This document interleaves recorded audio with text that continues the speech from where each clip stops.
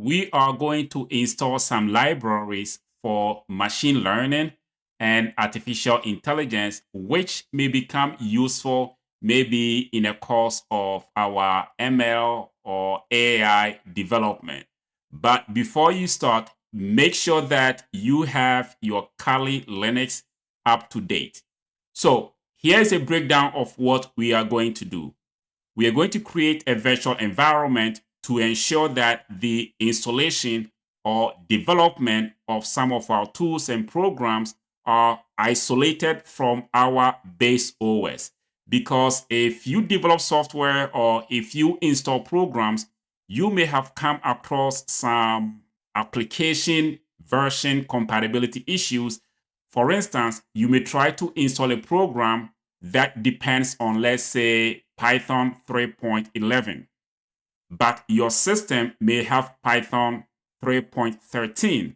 So you may end up having to maybe do a downgrade or install a version of Python alongside the base OS. And these can turn to cause a problem, or they may turn to cause issues. So the best approach is you usually want to create a virtual environment where you use to develop your tool and then be able to have room to maybe use a particular version of an application or a software. Most people are familiar with Python, virtual environment, but in our case, we are going to use something different. We are going to create a virtual environment with Miniconda.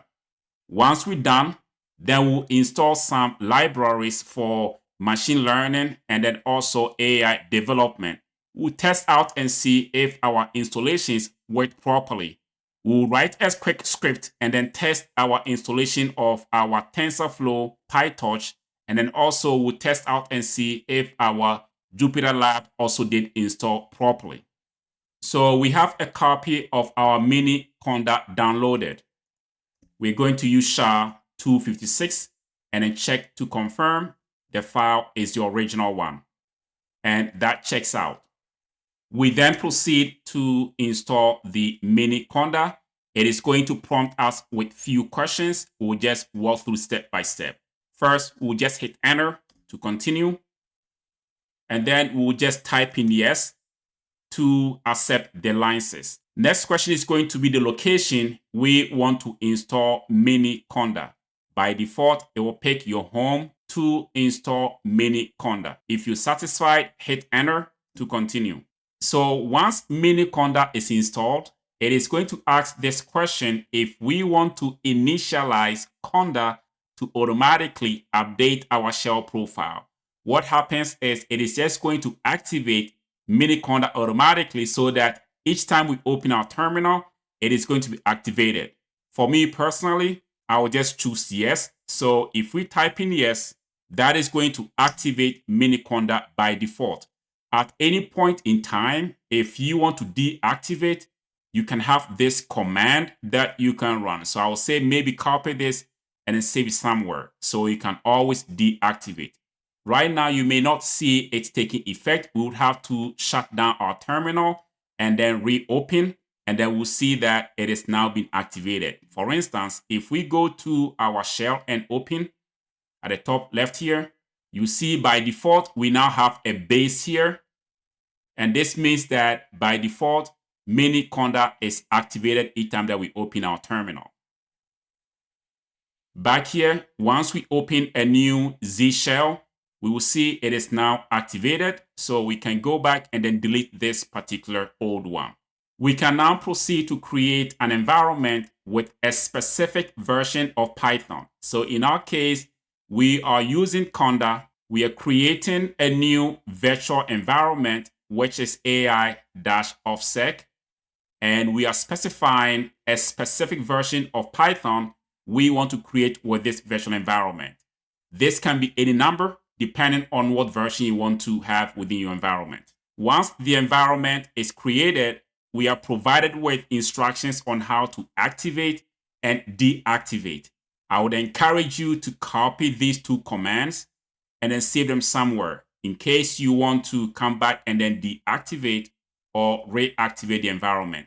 Before we activate, pay attention here to the left side, you see that we are on the base Conda. But the moment we activate our virtual environment, you see it has now changed over to this. So right now, we are within an environment that is running with Python version 3.11. We can now proceed to install the necessary libraries.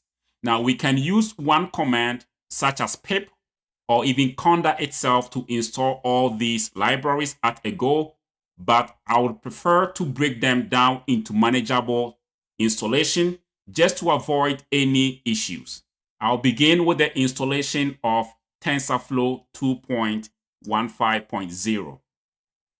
Next, I'm going to install the CPU-only version of PyTorch.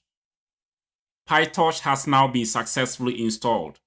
Next, I'm going to install other machine learning packages such as LangChain, Jupyter Lab, tokenizers, dataset, Seaborn, and the rest. All right, so after some time, we should now have all the libraries and packages we need for our ML and AI development on our system installed. Now, any of these tools that we just installed with pip could have been installed using Conda. However, I have run into many issues where Conda had struggled in installing a bunch of tools at the same time. So that is why I chose pip for the installation. But there's one more thing I would like us to do before we head over into testing our installation, and that is running an update on Conda. So this command should do just fine. Conda update --all. And if we go all the way to the middle, we can see that we actually have an older version of Conda installed. Okay, so the newest version is 25.5.1. So we can proceed and then have this updated by running this command here, which has been given to us by Conda. So the first test we are going to do is test to confirm that we have Jupyter Lab installed on our box. So for those who may not be familiar with Jupyter Lab, it is an interactive development environment that provides coding, data, and then also visualization interfaces. And this makes it much more appealing to data scientists and then also machine learning practitioners because of those features, providing such flexibility and also interactive environment. So to start a new instance of Jupyter Lab, we can just use this command right here.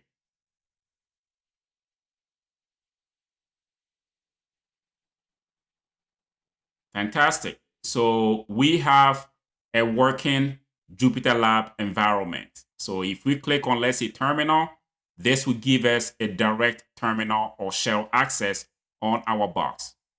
We can always click on the new launcher and we can click on, let's say, a notebook or even a console.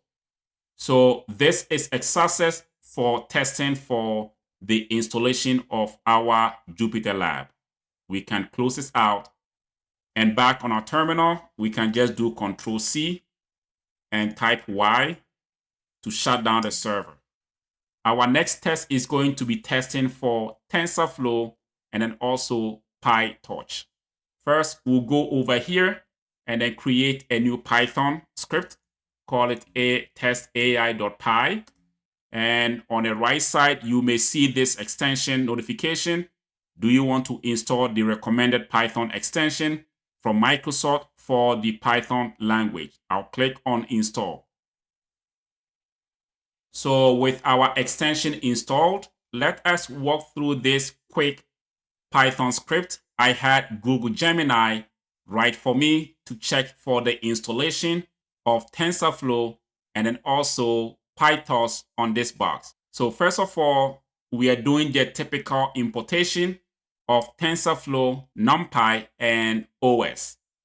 The next thing we are trying to do here is we're trying to suppress the warning messages we'll receive because we are running this on a CPU and not GPU. So the script is doing two main things. First, we're testing for the version of TensorFlow installed. and then it will perform a quick operation with TensorFlow. The same thing with PyTorch. It's going to test for the version and if we're running GPU or CPU, and also perform a small operation to confirm that PyTorch is also working. So I'll save the file. These are all just warning. For some reason, the first 2 lines that we did to suppress did not work, but the main key areas you want to pay attention to is this output. You can see that we are able to confirm that TensorFlow is working, and it's even giving us a version number we have installed within our virtual environment. We can see that it's not seeing any CUDA or maybe GPU detected, which was expected. However, the device type that is seeing is a CPU, which is also expected. And then it performs successfully the TensorFlow operation, which was defined in our script. The next one is going to be PyTorch, which also was able to determine the version number of PyTorch and whether CUDA is available or not, which of course we know it's not. So that is also a good confirmation. And then give out the result for its operation as well. This is great. However, I would like us to make a slight mistake so we can troubleshoot for those who may run into such a problem in the future. Recall that we are running all these from a virtual environment. What happens if we open a new terminal? So we go to the plus, open a bash terminal, and the same command, we are getting this error message here that we don't have TensorFlow. The reason that is happening is because we are running from the OS itself, the base OS, and TensorFlow was not installed on the base OS. Remember, this creates an isolation between our base system and the environment where we install TensorFlow. And that is the reason why if you make a mistake and you try to run this test from an environment which is outside of the AI-offsec environment, you're going to have such a problem. So let's delete this one right here. And let's open up another Z shell.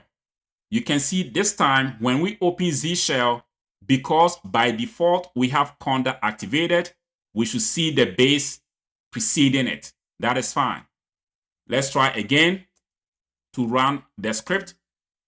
And one more time, we run into this module not found because we are running all this from outside of the virtual environment. Alrighty, thank you for your time and stay blessed.